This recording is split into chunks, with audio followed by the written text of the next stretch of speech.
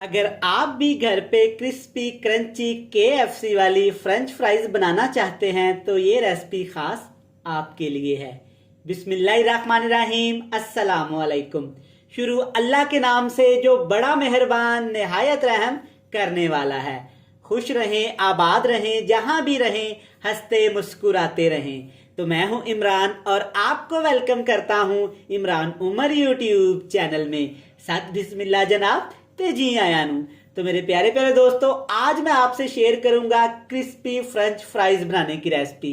आज मैं आपको सिखाऊंगा कि आप किस तरह आसानी के साथ घर में केएफसी वाली, मैकडॉलन वाली, बड़े बड़े रेस्टोरेंट वाली क्रिस्पी फ्राइज बना सकते हैं। कोई एक्स्ट्रा मसाले का इस्तेमाल नहीं करेंगे, ना बेसन का इस्तेमाल करेंगे, ना मैदे का इस्तेमाल करेंगे और ना ही कॉर्नफ्लोर का इस्तेमाल करेंगे। एक ऐसी टिप्स आपको बताऊंगा, इंशाल्लाह आपका दिल ही खुश हो जाएगा।